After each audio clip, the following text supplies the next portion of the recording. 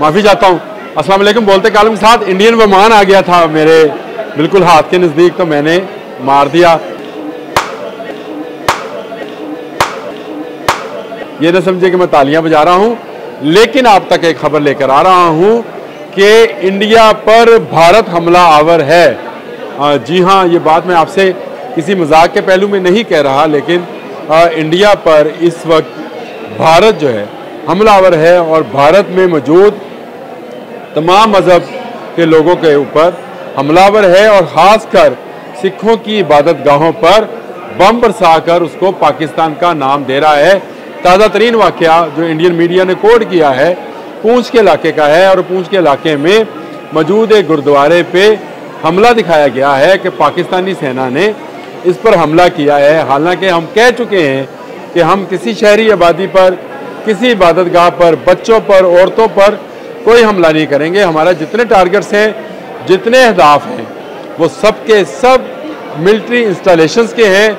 हमारे अहदाफ उन अस्करी तंसीबात के हैं जिन्होंने पाकिस्तान पर हमला किया था, और हम सिखों पर क्यों हमला करेंगे या किसी गुरुद्वारे पर हमला करेंगे, क्योंकि वो तो हमारे साथ हैं।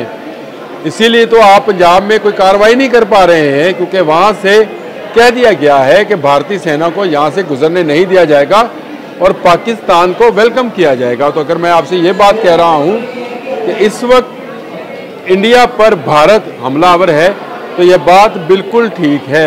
आज से एक दिन पहले भी इसी तरह की भारत ने हरकत की थी, जो कि मोदी का भारत है, उसने हरकत की थी और इंडिया के मुख्तलिफ शहरों में बम विस्फोट किए थे, यानी बम फाड़े थे। ये उनकी ज़ुबान है, उनका चैनल देख देख के भाई थोड़ा बहुत दिमाग तो ख़राब हो जाता है।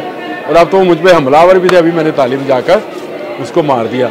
तो ये समझे बात कि भारत इंडिया के तमाम शहरों में ऐसे जैली फॉल्स फ्लैग ऑपरेशंस करके ये साबित करना चाहता है कि पाकिस्तान उन पर हमलावर है।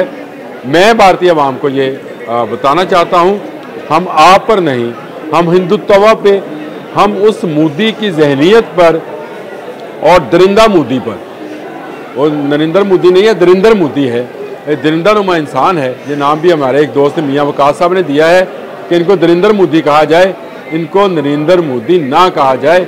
और मोदी जो है अब एक गाली बनता चला जा रहा है इंडिया के अंदर भी।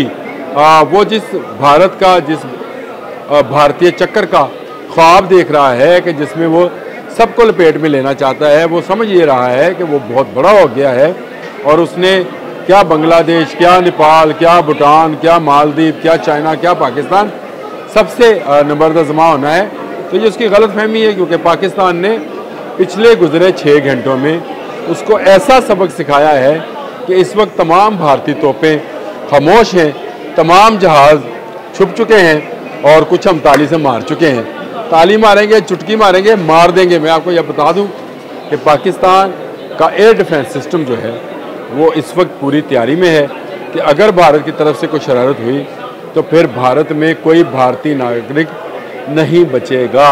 नागरिक मीन वहाँ के सेना का लीजिएगा, प्लीज़ इसको शहरी से ना कीजिएगा, पता नहीं अब लैंग्वेज में नागरिक किसको कहते हैं, लेकिन मुसलसल ऐसी हरकत कर रहा है। उसने अमृतसर में भी गुरुद्वारे पर हमला किया और उसको पाकिस्तान का नाम देने की कोशिश की। गो वहाँ पर मौजूद सिखों ने भी उसकी इस खबर की कोई सच्चाई को तस्लीम नहीं किया था। इसके बाद उन्होंने जलंधर, कोटला, राजस्थान और आज पूंछ पर भी एक गुरुद्वारे पर हमला करके कह दिया कि पाकिस्तानी मिसाइल आकर लगा है। लेकिन दिलचस्प बात यह है कि गुरुद्वारों पर होने वाले तमाम हमलों में कोई एक सबूत भी वो पाकिस्तानी ड्रोन का, पाकिस्तानी रॉकेट का, पाकिस्तानी मिसाइल का अभी तक नहीं दे पाया है। ये भारत के खुद साख्ता हमले हैं। वो चाहता ये है कि अखंड भारत हो, लेकिन अखंड भारत का अब नखंड भारत होने जा रहा है। हिंदी ज़्यादा बोलनी नहीं शुरू हो गया मैं, चले। नखंड भारत इसलिए कि अब ये इकट्ठा नहीं रहेगा, टुकड़ों में तब्दील हो जाएगा। कहीं नागालैंड बनेगा, कहीं तामिलनाडु बनेगा, कहीं खालिस्तान बनेगा, कहीं असम वाले आज़ादी हासिल करेंगे। इस हिंदुत्व सोच से तमाम लोग आज़ादी हासिल करना चाहते हैं और मैं आपको हकीकत बयान कर रहा हूँ कि पाकिस्तान ने पिछले 15 दिन से हर हमला बर्दाश्त किया। आज हमला किया तो 5 मिनट में पूरी इंडियन एयरफोर्स, पूरी इंडियन आर्मी, पूरी इंडियन नेवल लेटी पड़ी है पाकिस्तान के सामने। और अब उन्होंने मजमूम अपने इरादों को मुकम्मल करने के लिए वो हरकत शुरू कर दी कि खुद ही अपने मुल्क पर हमलावर है और इबादत गाहों को निशाना बना रहा है। ये तो अभी समझे कि गुरुद्वारा है, एक भी किसी मंदिर में बम फूटा, चले ये बताएं। तो इससे जाहिर होता है कि उनका ख्याल ये है कि सिख जो बिल्कुल इस वक्त पाकिस्तान के साथ हैं और खालिस्तान बनाना चाहते हैं, अपना मुल्क बनाना चाहते हैं, आज़ादी हासिल करना चाहते हैं, उनको पाकिस्तान से दूर किया जाए। लेकिन घटिया ज़हनीयत जो है साजिश तो तैयार कर सकती है, नरेंद्र मोदी साजिश तो बना सकता है, सबूत कहाँ से लेकर आएगा? सबूत उनके पास कोई नहीं है। कभी राजस्थान में गिरा हुआ कोई पता नहीं अपना ही मिसाइल या रॉकेट दिखाकर कहते हैं ये पाकिस्तान ने रेगिस्तान में फेंक दिया, जिस पर कोई निशान, कोई नंबर, कुछ नहीं है। यानी बेचारों को शायद इस तरह का काम करने में, कहते हैं ना जी, नकल के लिए भी अकल की ज़रूरत होती है। तो ये तो वो बंदर हैं जिनको इंसान बनने का शौक़ तो है, लेकिन इंसान बन नहीं सकते हैं। इनको इंसान बनाना पड़ेगा, बंदे दा पुत्र बनावांगे, हम भी सिख भी मिलकर बनाएंगे।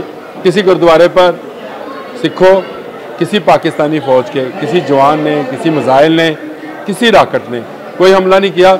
हम उन तस्दीक़ात पर हमलावर हैं जिन्होंने पाकिस्तान पर हमला किया था। कोई एयरबेस नहीं छोड़ेंगे, कोई इनका जो डिपो है असले का वो महफूज नहीं रहेगा, कोई इनका अस्करी वेबसाइट वो महफूज नहीं रहेगी, इनकी सैटेलाइट महफूज नहीं रहेंगे, ये महफूज नहीं रहेंगे। आप महफूज हैं, पाकिस्तान की तरफ से आपको कोई ख़तरा नहीं। खुदारा नरेंद्र मोदी की इस साजिश को समझिएगा कि इस वक्त भारत इंडिया पर हमलावर है।